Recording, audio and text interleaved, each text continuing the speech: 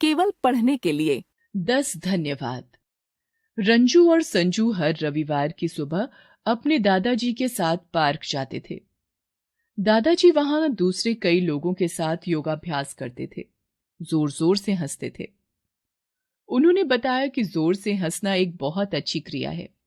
हंसने के बाद उनके समूह में से कोई एक व्यक्ति सबको कोई अच्छी बात सिखाता था।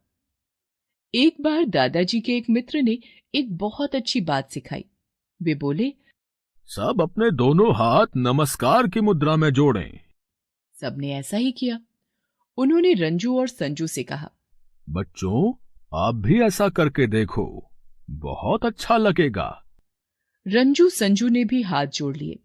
दादाजी के मित्र ने कहा, अब जुड़े हुए हाथों में से एक एक उंगली अलग करते जाएं।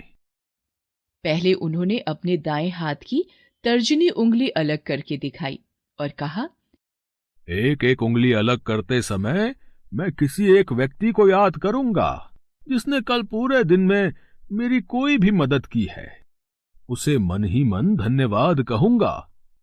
फिर दूसरी उंगली अलग करते समय किसी दूसरे व्यक्ति को याद करूंगा जिसने पूरे दिन में किसी भी तरह से मेरी मदद की है। उसे भी मन में धन्यवाद दूंगा। दोनों हाथों की 8 उंगलियां और 2 अंगूठे मिलाकर कुल 10 होते हैं। इसी तरह मैं एक एक उंगली अलग करते समय एक एक व्यक्ति को धन्यवाद देता रहूंगा जिसने पूरे दिन में मेरी किसी भी तरह से कोई मदद की है। रंजू ने धीरे से संजू से कहा, ये कैसे हो सकता है? हम हर दिन इतने सारे लोगों के नाम धन्यवाद कहने के लिए कहां से लाएंगे? दादाजी के मित्र ने सुन लिया।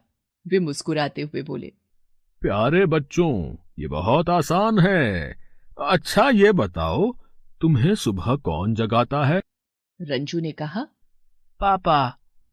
वे बोले, तो सबसे पहले उन्हें धन्यवाद कहो, क्योंकि यदि वे तुम्हें ना उठाएं तो तुम स्कूल के लिए समय से कैसे तैयार होगे?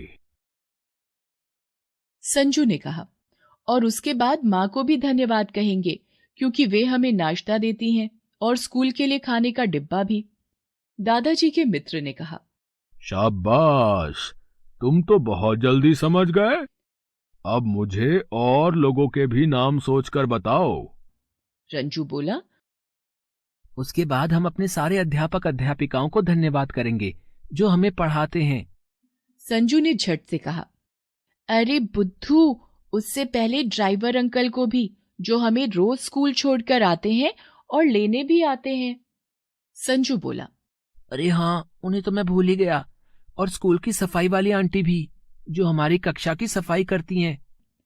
रंजू ने हंसते हंसते जोड़ा, और हमारे बगीचे का ध्यान रखने वाले मालिक काका, घर में काम करने वाली सोमा काकी।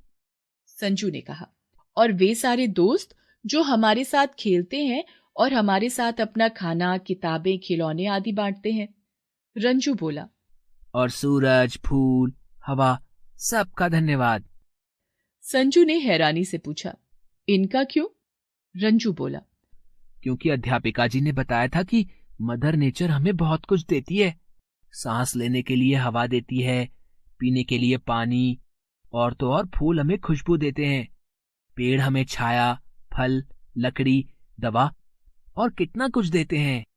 संजू ने खुश होकर कहा, अरे वाह, ये तो बहुत सारी चीजें हो गई धन्यवाद कहने के लिए, 10 से भी ज्यादा। अब हम रोज रात को सोने से पहले ये 10 धन्यवाद जरूर किया करेंगे। सबसे पहले आपको धन्यवाद दादाजी, हमें इतनी अच्छी बात सिखाने के लिए। दादाजी के मित्र और सभी लोग रंजू संजू के मुस्कुराते चेहरे देखकर खुद भी मुस्कुरा उठे।